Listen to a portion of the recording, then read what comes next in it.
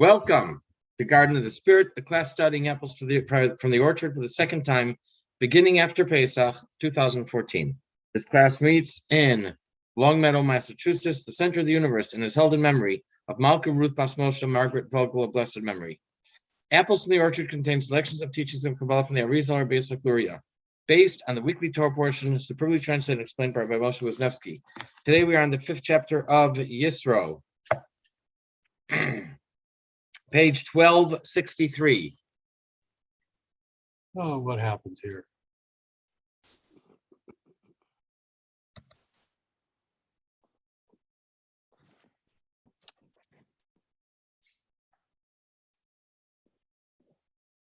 Did you guys hear that? Did you hear some little beeps? Nope. No? Either I'm getting signals from aliens or the battery on my hearing aid just died. Oh, Probably the first. Okay. Now we're used to the word Kohen, meaning a priest.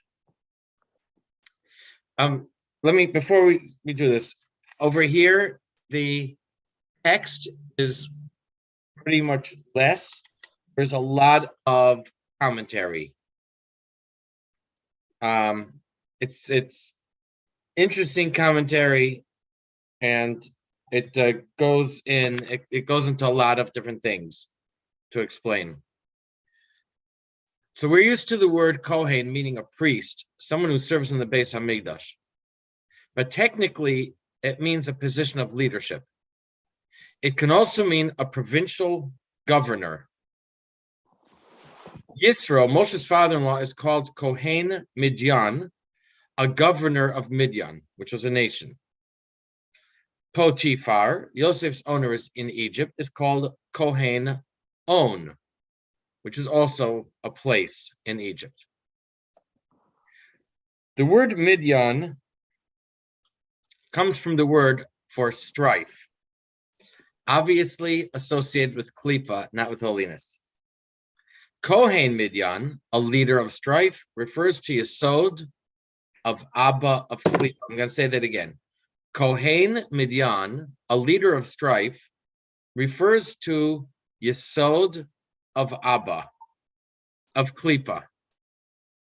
Like Abba, it is first the leader.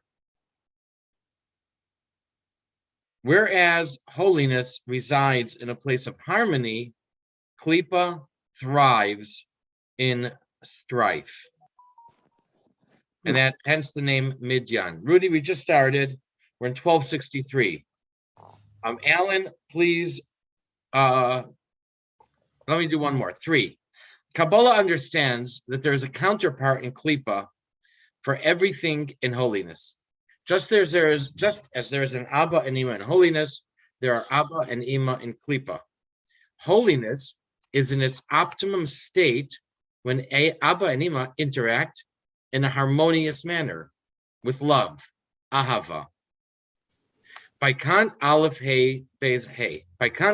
klipa thrives in enmity, ava. Only one letter different than ahava. It's aleph yud beis hey. In the metaphor of concepts, Abba is the raw concept, and Ima is the development of the concept. One complements the other, and neither can exist without the other.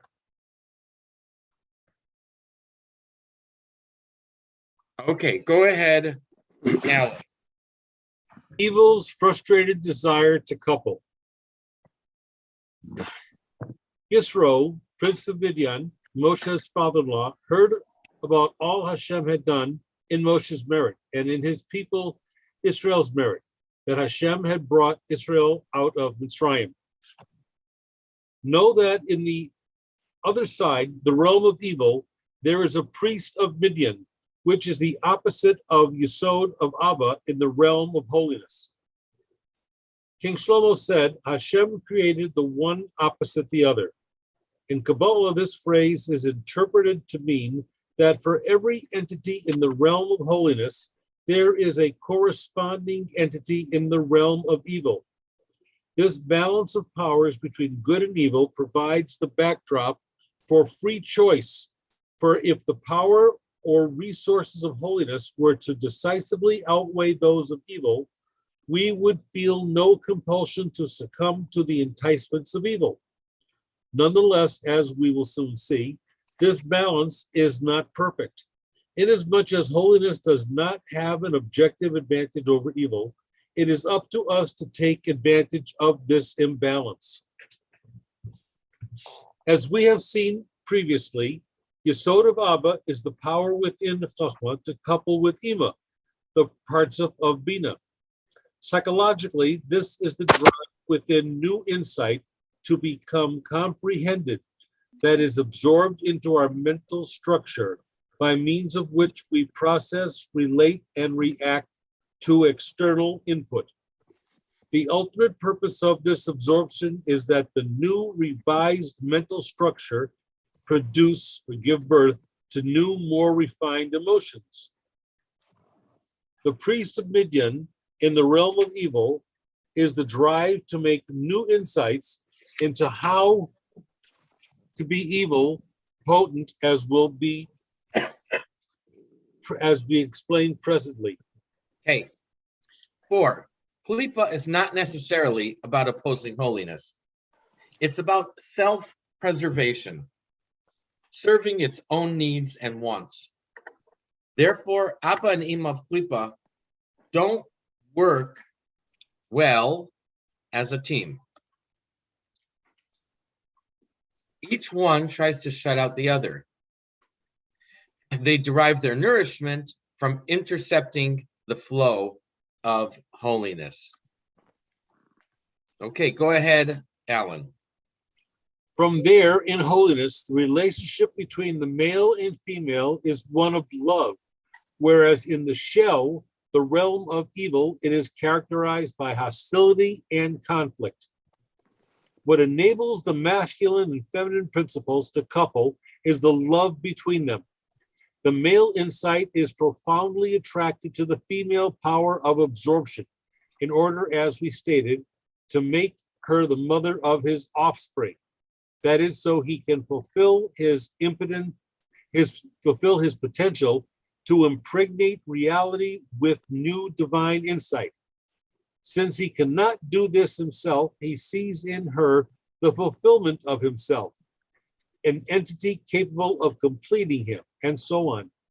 For her part, she is attracted to his new insight, which enables her to become a mother, to produce and nurture a new reality of divine consciousness that will revise the world in her image. Thus, united in this common purpose and cross-complemented into one composite, whole personality, they work harmoniously to accomplish this divine mission. Evil, however, shares none of these motivations. By definition, it is the awareness of itself as the be-all and end-all of life. No element of evil, therefore, is suited to love another entity, even another evil entity. On account of this obsession with itself, the male and female evil principles indeed possess a strong drive for self-propagation, but since they lack the selflessness necessary to see the advantages of an other, they cannot couple, as will be presently seen. Lacking any love for one another, they are in a constant state of hostility. Reflective of this, the male evil principle is called the priest of Midian, because the word Midian is related to the word for strife, Edom. As we have seen previously, since the forces of evil are inherently sterile, the only way they can propagate themselves is by pirating sexual power from the forces of holiness. The chief method they employ is, of course, seducing Jewish males to indulge in sexual fantasies that lead to the wasteful emission of semen, but the misdirection of any creative power in the pursuit of sham holiness or anti-holiness is tantamount to the same thing. Any creative power in pursuit of sham holiness is the same idea as wasted seed, wasted energy.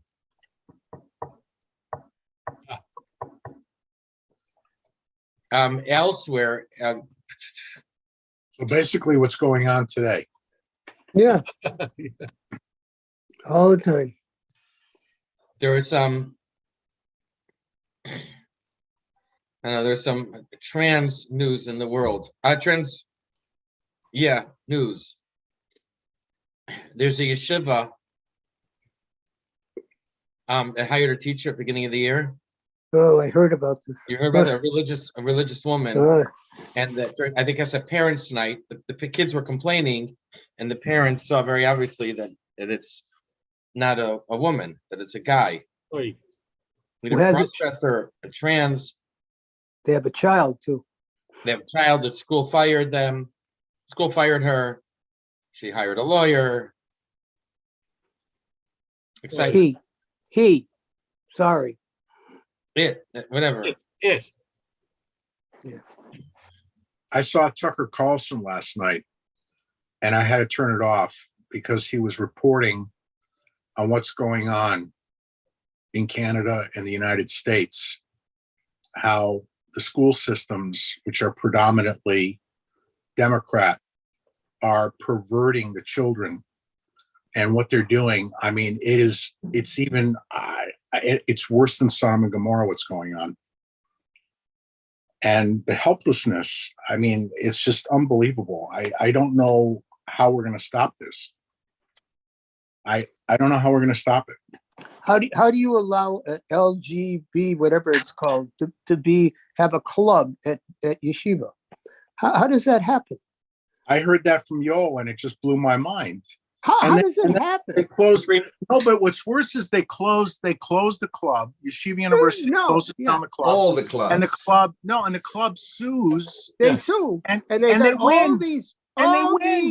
All these lefties supporting them in their legal fight, and now you have to go through the whole process through the state court, and maybe the Supreme Court will take it. It's horrible. I'm disgusted. I'm beyond disgusted. I'll tell you, in January, I think, Putin gave a speech about this. He said that the West is the one who pioneered how to be, modern morals and all that. And he said they've totally lost their way. Yeah, because what's happened is the United States is now being governed by the Greeks. The Greeks were democracy, and the Republicans are the Romans that don't want all this narcissism and hedonism and worshiping of Gaia. Gaia is nature. It's all Grecian. That's what we're living in right now. We're living in Grecian times. So it must have been just like, I don't know, 1,000+ years ago. Yeah. The Jews must have been going through the same Narishkeit because nothing's changed. Nothing's changed. Narcissus flows exactly out of that. Who is Narcissus? Is the character of the Greek character who loves himself. And that's what Klippa is. Mm-hmm.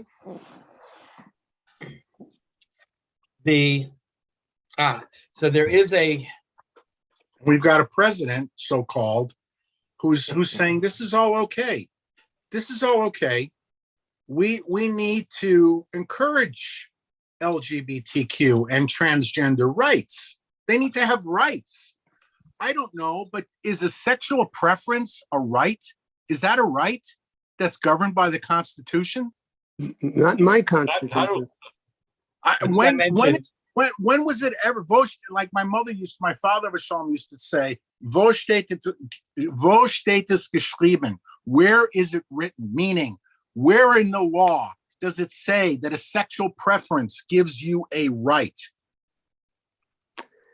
And I said all along, and now last night, there's a woman, there's this whole thing that's going on. It's called, you don't call a person a pedophile anymore. That's a no-no. Oh no, you don't call them a pedophile. They're now called MAPs. What? A minor, what is it? A minor something Attraction. preference. Minor attraction preference, a MAP. Okay. And there's a woman, it showed a woman who's a teacher in the Ontario school system lecturing people as to why you cannot call a MAP a pedophile anymore. And she goes viral on this. She got fired. Guess who hires her? Johns Hopkins. Mm-hmm. Johns Hopkins hires her to teach sexual studies. I mean, this is like what? Seltzer from CNN gets hired by Harvard. By Harvard. Who? By A Harvard. Stelter. Seltzer from CNN. To do what? He could teach. He's a Science. fellow of He's some teaching political science to the students. Yeah. So I don't know. This is real, Chaim. This is getting very scary now. This is scary. This is really scary. I mean, not for me. It is. I can handle myself, but for all these people that are getting their brains sucked. I mean, it's all these wimps that can't stand up to these fringe, and this is just a fringe. This is not the macrocosm. This is a microcosm that has been empowered by these wealthy elites because they think it's cool and they don't want to have kids. If they destroy society, they're more powerful. Yes, aren't you glad we're just in chemistry, which is not get involved in this stuff? What? Yeah, but you voted for that moron. That You doesn't- voted for him. Not for this stuff. Rudy, let's stick to subjects, not to people. I didn't mention any names. Oh, Well, unfortunately, Rudy, our people have the carryover from a belief system that's From Baal. from Baal and Well- the lefting side of the forward. There is I will say, as far as the Constitution was written to prevent all this from going on. And the Constitution was misunderstood and it's totally ignored. And all three branches step on it. It shows you how low we can go without a value system, without Torah. No, you ain't seen nothing yet. Yeah, Wait, I mean, no. the Constitution was upheld by the recent Supreme Court case in Roe versus Wade, but unfortunately, the clarity of that decision has become a perverted issue, which is sucking in people to support idiots. Well, you gave the gays and lesbians special preferential rights. You allowed them to get married. The LGBTQ are nothing more than extensions. Which was decided by the courts. Right. And as I said, all three branches have trampled. Right. on the Well, many of the courts unfortunately have Jewish judges. So, and they're left leaning, they're liberal, right? So now, of course, since you've got LGBTQ going absolutely wild now, and I said this 2 years ago, the next thing's going to be pedophilia. And the moment that gays got rights, there were 11 lobbying firms established, whenever that was, 5-8 years ago, for bestiality. So that's coming next. Yeah. That's coming next. You wait and see. It's going to come. It's already starting. The way the people are loving their animals, and you've got now drugs for animals, and you've got little wheelchairs for animals, and people are foregoing having children because they love their animals. Very true. It's all going to happen. So It's happening. You watch what happens. Watch. It's happening. It's also, we learn in Kabbalah to say, mirage. And I want to tell you, there is a teaching. It says that if someone has a problem, you should speak it over with another. And that, I guess, helps the problem. And one of the Rebbeim explained on this that if you talk to someone else, now you have two Yetzer Tovs who are fighting one Yetzer Hara. So they ask, why is it one Yetzer Hara? It's two Yetzer Tovs and two Yetzer Haras. So they say, no, the Yetzer Haras don't team up. They're all selfish and they're all for themselves. And therefore, it becomes two Yetzer Tov against one Yetzer Hara. Now, let's go ahead to number 5. And yes, there is a lot more to discuss, obviously, on current events. As mentioned, there's another so this, what we just did, is Kohen Midyan. Yitro, father-in-law of Moshe, is the governor of Midyan. And that is strife. And this represents Yesod of Abba, of Klipa. As mentioned, there's another Kohen mentioned in the Torah, Potiphar, the Kohen of On, who brought Yosef in Egypt. While the Kohen of Midyan was the counterpart of Yesod of Chachma, this Kohen is the counterpart of Yesod of Ze'er Anpin. The word On, Aleph of Nun, has 2 other meanings.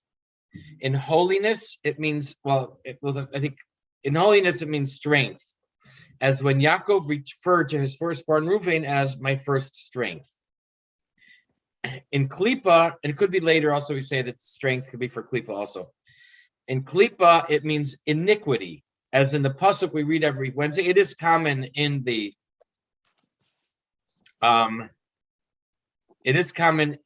or not uncommon in the scriptures and Tanakh, especially in the days of Slichos, Rosh Hashanah, and Yom Kippur. It says on Wednesday we read Yispardu Kol Po'alei Oven, perpetrators of iniquity will scatter. That's oven. So, do you mean Cohen or do you mean high priest? I think you mean high priest, and you should probably say high priest instead of Cohen, right? Kohen really, in this case, means governor. Kohen means a position of leadership, not necessarily, or prominence, not necessarily a priest or someone who's working in a religious order. So Yisro was the Kohen Midyan. He was the governor, a provincial governor. Potiphar was in Egypt. He was the Kohen On. He was some kind of provincial official governor in Egypt.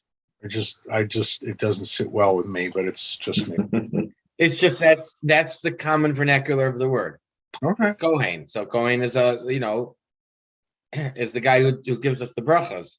But in the Torah, it's also used in the sense of, I guess what we would call a governor or something similar to that. Yeah, but Yitro was a spiritual power in Midian. And I'm not sure about Potiphar, but Yitro certainly was. He knew all of the spiritual ways, particularly soothsaying, et cetera, and so he isn't just a political governor. He's a power more. He's a ruler power. But could be, but Kohen Midyan apparently means like something similar to a governor of Midyan. But you shouldn't think of it just in a political sense, because it wasn't that type of thing. It's probably more than political. Yeah. Because it's also a lot of wealth involved and power. There's wealth, power, spirituality. I mean, the same way we talk about Greece, there's heavy duty klipa kinds of spiritual things going on, incredibly. This was a primary process, particularly in a homosexual fashion, and the same in Egypt.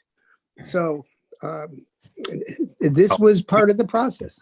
Egypt was an altogether different story. Egypt was, the supreme of Klipa. They were just they were monsters. Anything and everything. Anything. Don't touch my sheep. All right. Jim, page 1264, similarly. Similarly, there's a priest of On opposite the Yesod of Zeranpin. There in the Yesod of Zeranpin is manifest my strength and the beginning of my power. In contrast, on the other side are manifest perpetrators of perverseness. The secondary male parts of Zeranpin is that of the emotions. Yesod of Zeranpin is thus the drive within the emotions to couple with Nukva, power of expression. We experience this as an urge to express our emotions, either by dwelling on them in our thoughts, articulating them in speech, or manifesting them through a creative act. The phrase "my strength" and the beginning of my power was said by Jacob as the introduction to his prophecy concerning Reuben.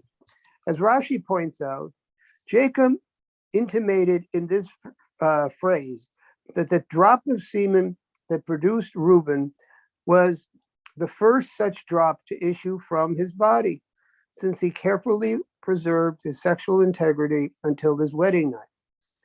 The word for power in this phrase is on. The Torah describes Potiphar, the chief of the butchers in Pharaoh's court, who became Jacob's master and ultimately his father-in-law, as a priest of On.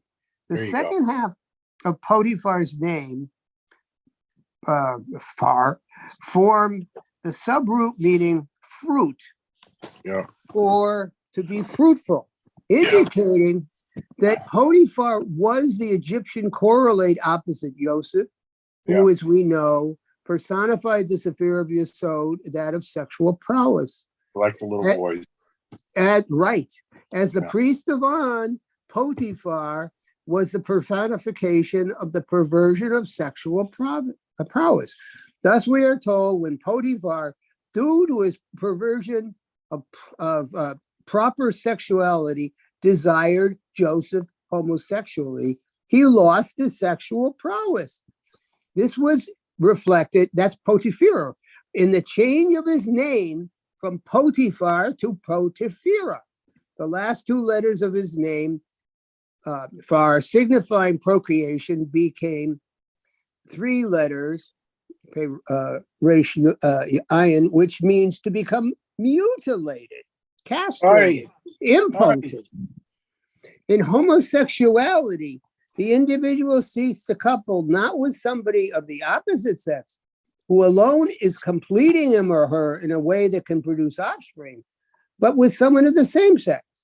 This can be seen as an expression of the same desire of self-propagate or propagation that characterizes heterosexuality, but not informed by the selflessness that enables the individual to see the advantages of the opposite sex over his or her own.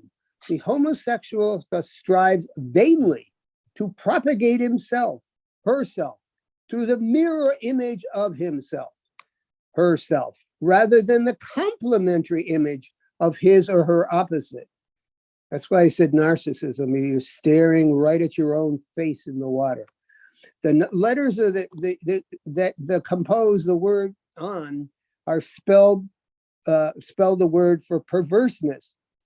This indicates that the gift of sexual prowess can easily become distorted into perversiveness, as indeed happened with Potiphar. In any case, we see that both male sexuality at the level of Abba and at the level of Zeranpin is described as a priest. This is because we are taught that the priests in the temple facilitated the union between the cosmic male and female, God and the Jewish people. Okay. I forgot to read the next one, 6. That's okay. Yes. So everything you guys are talking about is right here. Potiphar, owner of Yosef, bought Yosef because of Yosef's looks. He intended to violate him. The last two letters of his name, par, peresh, fruitful or produce, indicate that he was the counterpart of Klipa to Yosef, who was the personification of Yesod.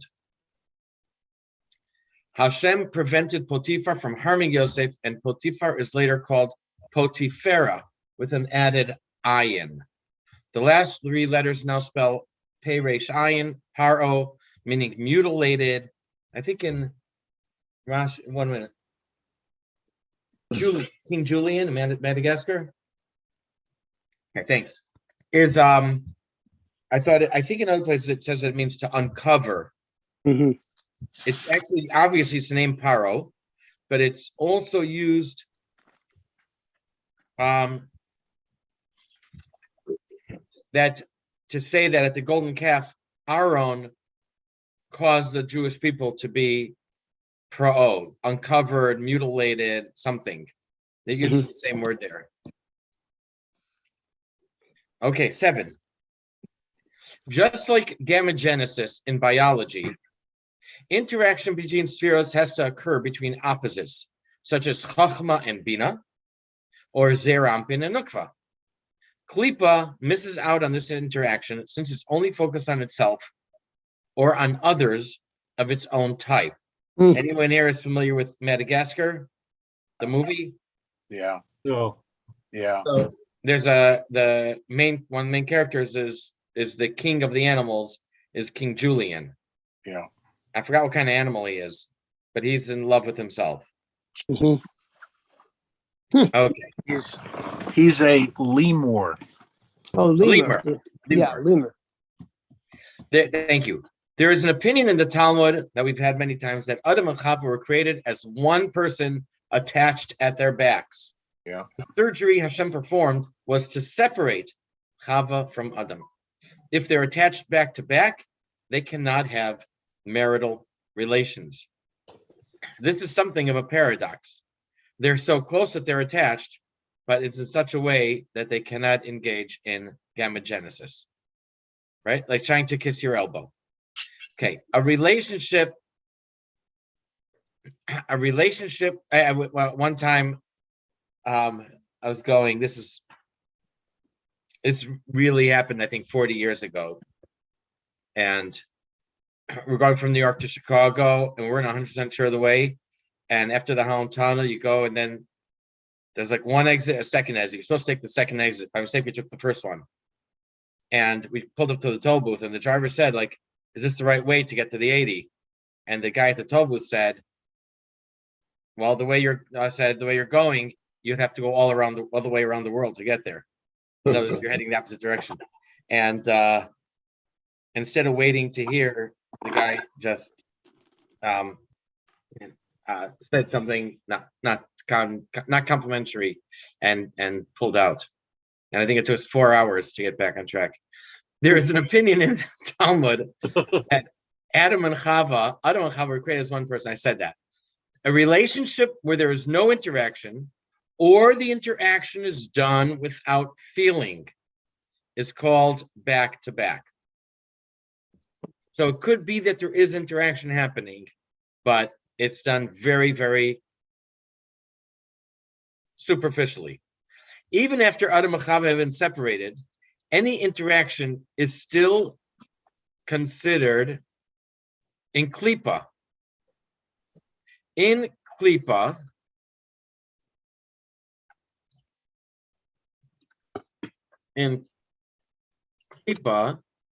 even after Adam and Chava have been separated, any interaction is still considered back to back because it either does not occur or occurs in a totally selfish manner.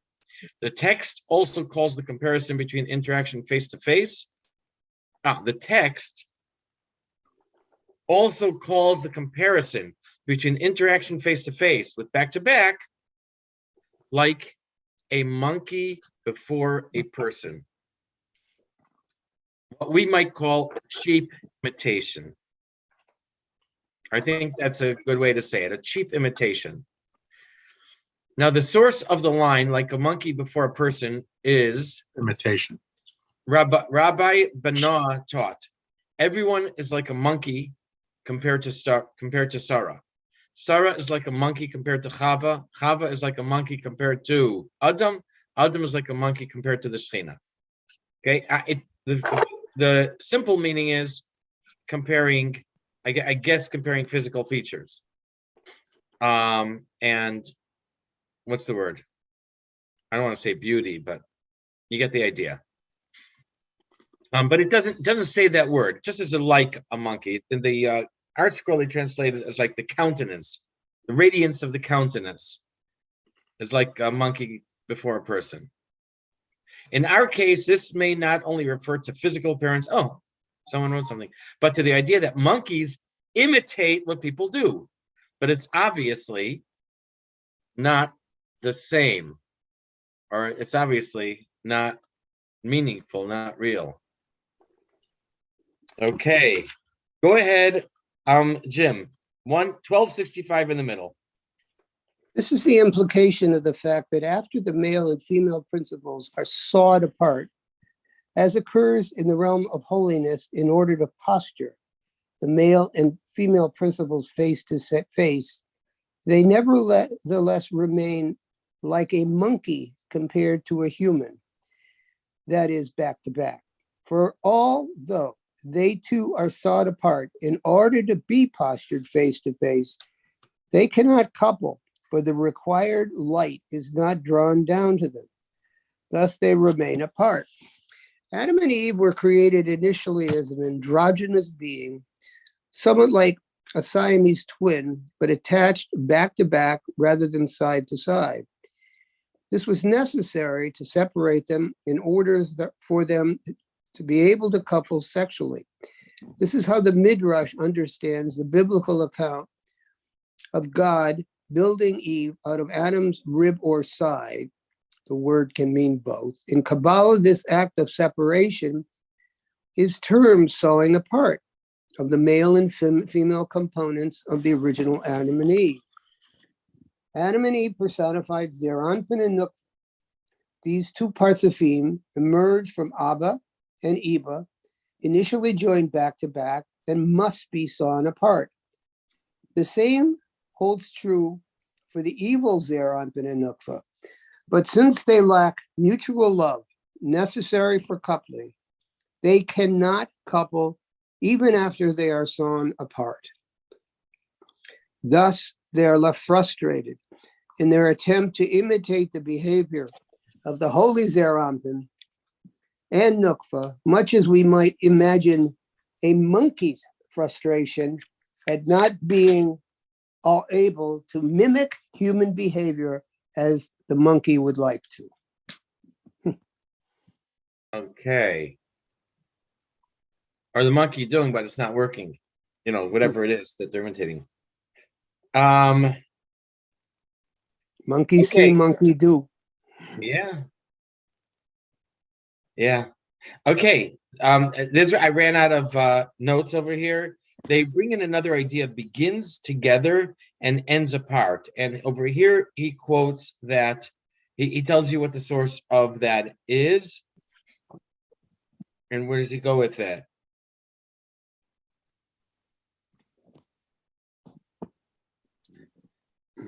Oh, okay. They begin together, meaning that at first they were attached.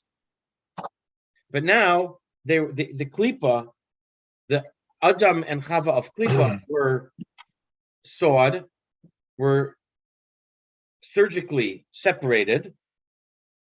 And now, guess what? They can't be together anymore because no interaction, no relation can happen between them. So they begin together and they end apart. Gershon, go ahead, 1266. This is the mystical implication of what is written in the Zohar, that he begins together and ends apart.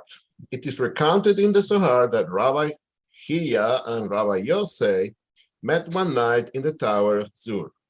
They lodged there and were happy to see one another. Rabbi Yosei said to Rabbi Hiya, "How glad I am to see your face, which is as radiant as the face of the Shekhinah. For just now, the whole way here, I was pestered by an elderly merchant who kept asking me all kinds of riddles. The first one was, who is the snake who flies in the sky apart from his mate, and while he does so provides rest from an ant who lays down between his teeth? He begins together and ends apart." Okay. It turned out that this elderly merchant was actually a Torah scholar who proceeded to reveal all kinds of mystical teachings to Rabbi Hiya and Yosef by answering the strange questions he had posed to Rabbi Yosef during the trip to Zor. In this first question, the snake was Satan, who, as we know, dons the garb of the evil inclination, the accuser in the divine court, and the angel of death. He flies in the sky, traversing the whole world in order to get people to sin, apart from his mate, since, as we have seen, the powers of evil cannot couple together. He begins together as an androgynous being in his female component and ends apart after being son of her for this same reason. The rest of the details of this question, as well as other questions, are not pertinent to the present discussion. Boom. Hey. And then we said before on Wednesday, the song of the day is from Tillim, chapter, I think 93 or so. Or we should say at the bottom, 92. And we'd say it on Wednesday, Yispardu Kopal Oven, that the perpetrators of iniquity, that they're separated.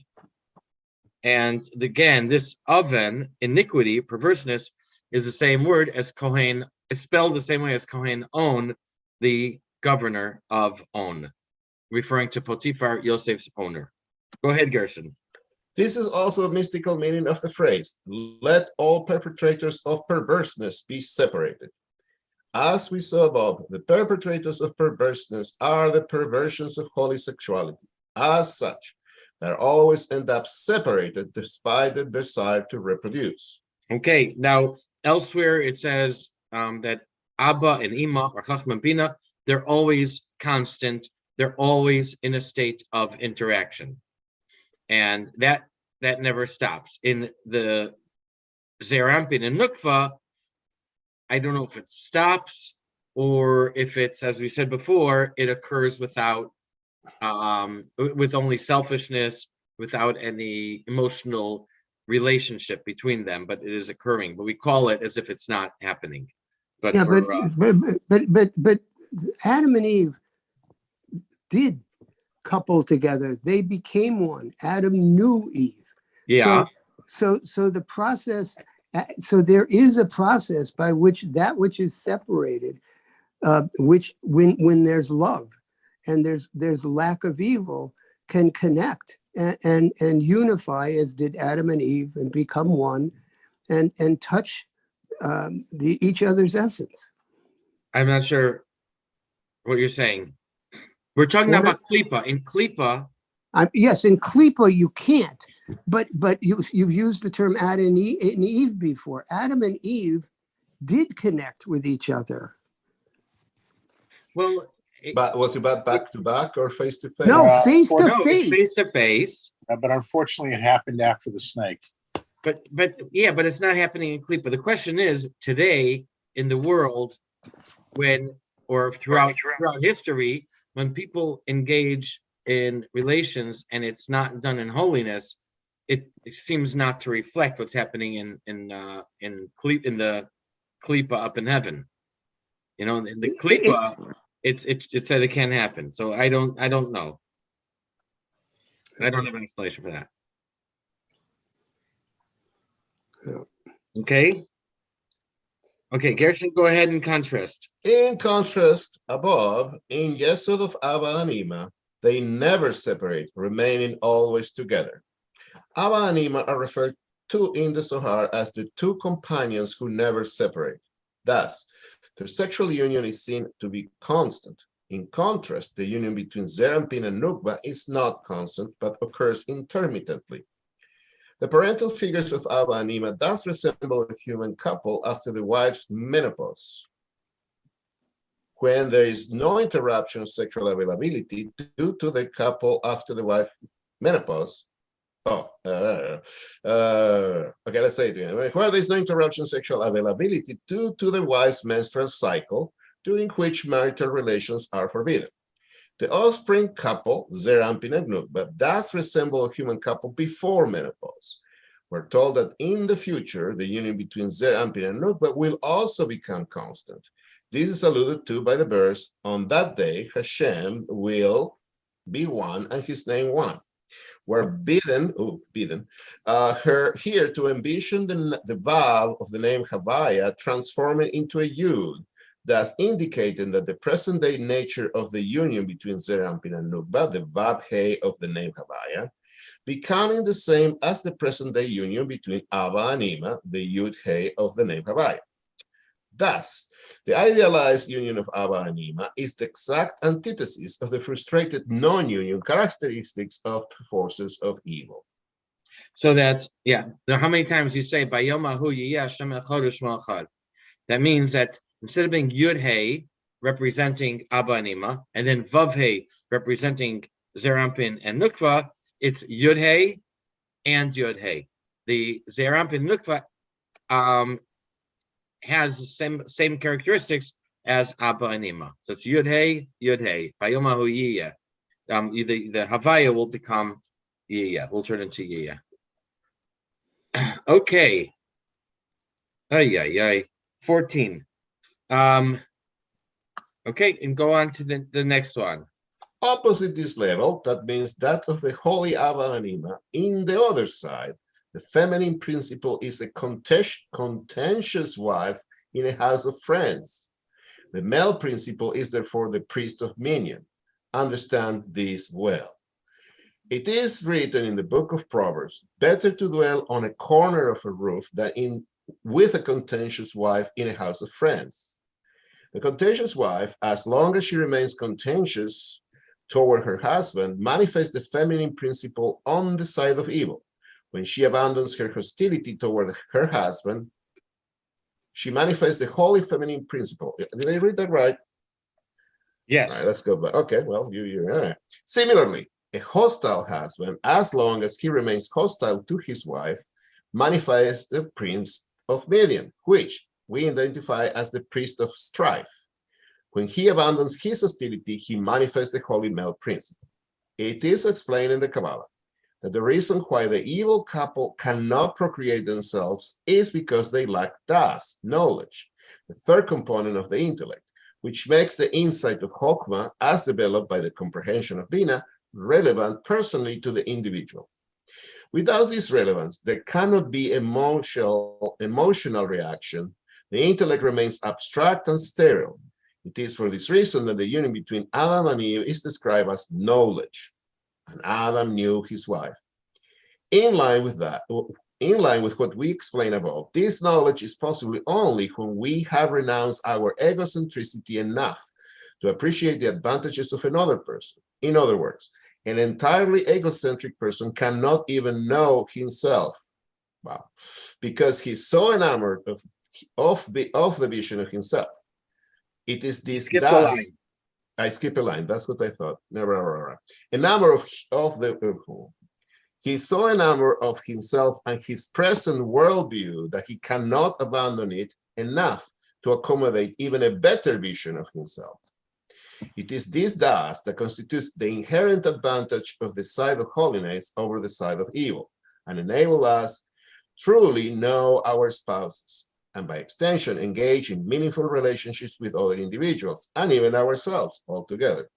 Without it, we remain like monkeys compared to humans, pathetically aping the real engagement with others we so desire, and that is so necessary to our fulfillment and the fulfillment of our divine destinies. It's a chimp imitation. And the rabbi was almost banana. Rabbi was what? Banana. Yeah. Banana. Oh, Rabbi Bana'a. Yeah. Yeah, it's a chimp imitation. Anyhow, what happened here? Boom. Okay. Okay. Rudy, you reverted to the 70s. Yeah. Nice. Yeah. Here's my bookmark. Okay. So there is. Wait, what did I do this for? So we go back to what do you call this? What's the next one? Next one, we're going to go to 391. Oh, yeah. Next week, No. no class. No. Week after, no class. The week Week after, after, no Yom class. Kippur. See you in November. No, in October. The last week of October. I guess 1, 2, 3, 4, in 5 weeks. So I want to wish everybody Ksiva v'chsima tova. Thank you. This fell out of Thank the you. page. It was supposed to be in Ksiva v'chsima tova. Have a great, good, sweet year and everything. And right, all brachas for your family, parnasa, livelihood, and good health, and all good things. We should continue to grow, guys, in the new year. Amen. Hopefully next Amen. year, maybe Amen. another 250 Were you- pages. Were you at the aisle yesterday? or- Yesterday, Okay. yeah. I sent you a thing, I think. I'm almost Yeah. there. Did you And stop recording? You want to stop recording or? Good idea. Everyone who, thank you. Everyone who